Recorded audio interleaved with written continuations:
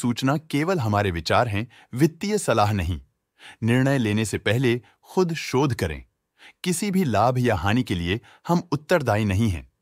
आज हम देख रहे हैं रैमको सिस्टम्स लिमिटेड के 2024-25 Q4 की standalone financial performance. Starting with the sales, पिछले क्वार्टर से सेल्स में -10% का डिक्रीज हुआ है, मगर कंपनी ने पिछले साल के मुकाबले 2% का सेल्स इंक्रीज रिपोर्ट किया। Expenses -30.5% quarter on quarter decrease हो गए हैं, जो साल भर के -32% के डिक्लाइन के साथ अलाइन करता है। एक्सपेंसेस में डिक्रीज अच्छा है, लेकिन सेल्स में डिक्रीज निराशा की बात है। ऑपरेटिंग प्रॉफिट, जो पिछले साल के कंपैरिजन में 112.5% अप हुआ है, quarter on quarter around 29% increase हुआ है। Operating profit margin (OPM) annual basis पे 25.5% से इंक्रीज हुआ है और पिछले क्वार्टर के कंपैरिजन में 15% से इंक्रीज हुआ है। एक्सेप्शनल आइटम्स को ऐड करके अदर इनकम पिछले क्वार्टर के कंपैरिजन में -24% गिर गई, बावजूद इसके ईयरली ग्रोथ 32% हुई है। इंटरेस्ट एक्सपेंसेस पिछले क्वार्टर से -8% डाउन हुआ, लेकिन ईयर ओवर ईयर डिक्रीज -16% हुआ है।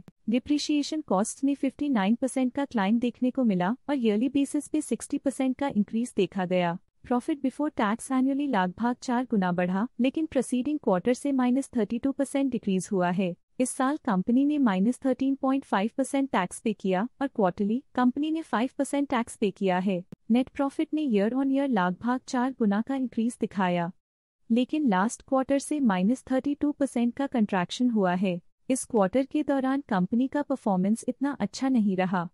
नेगेटिव नेट प्रॉफिट लॉसेस को इंडिकेट करता है। वहीं अगर एनुअल एनालिसिस की बात करें तो इस साल कंपनी का परफॉर्मेंस काफी अच्छा था। अर्निंग्स पर शेयर (EPS) में साल भर में अप्रॉक्स 3 गुना का इजाफा देखा गया, जो कंपनी की एक्सीलेंट परफॉर्मेंस को दिखाता है। लेकिन क्वार्टरली में 32% की गिरावट भी नजर आई। इस क्वार्टर में कंपनी का EPS इतना अच्छा नहीं रहा। नेगेटिव प्रॉफिट कमजोर एफिशिएंसी को दिखाता है। रैमको सिस्टम्स लिमिटेड के फाइनेंशियल स्नैपशॉट को रिव्यू करते हुए कुछ मुख्य ट्रेंड्स सामने आए हैं, जो कंपनी की परफॉर्मेंस पे रोशनी डालते हैं।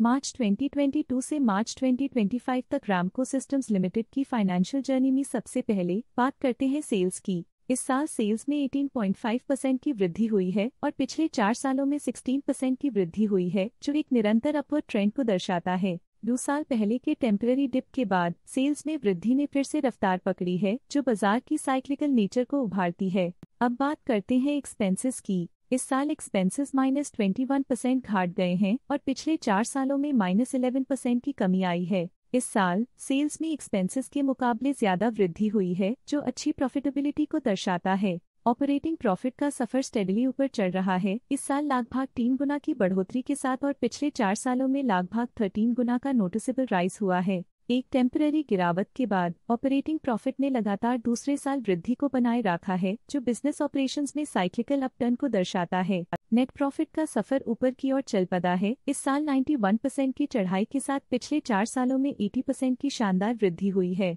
लगातार 2 सालों तक प्रॉफिट में कमी के बाद इस साल नेट प्रॉफिट में हुए इजाफ ने एक टर्नअराउंड का संकेत दिया है, जो स्ट्रेटेजिक रीअलाइनमेंट्स का असर हो सकता है। इस साल EPS ने ऊंचाइयों को छुआ है 91% की वृद्धि के साथ, जो पिछले 4 सालों में 82% की मजबूत वृद्धि पर आधारित है। एक अस्थायी सेटबैक के बाद EPS ने लगातार दूसरे साल अपनी अपवर्ड ट्रैजेक्टरी को जारी रखा है, जो कंपनी की वॉलेटाइल मार्केट्स में अडेप्टेबिलिटी को दर्शाता है। चलिए अब बात करते हैं शेयर होल्डिंग पैटर्न की। रैमको सिस्टम्स की शेयर होल्डिंग रिपोर्ट्स कुछ इस प्रकार की हैं, जो अननोन 2025 के तक चलता है। ये रिपोर्ट कंपनी के शेयर्स की डिटेल्ड जानकारी देता है, जिसमें promoters, promoter groups, foreign investors, public investors और सरकारी एंटिटीज शामिल हैं। प्रमोटर्स शेयर होल्डिंग 2024 के दिसंबर में 53.37% से 2025 के में 53.21% तक डिक्रीज हो गया। ये डिक्रीज दिखाता है कि इस टाइम पीरियड में कंपनी पे प्रमोटर्स का कंट्रोल कमजोर हुआ है। पब्लिक द्वारा हेल्ड शेयर्स का परसेंटेज 31.3% से इंक्रीज होकर 2025 के में 31.57% तक का इंक्रीज से देखा गया।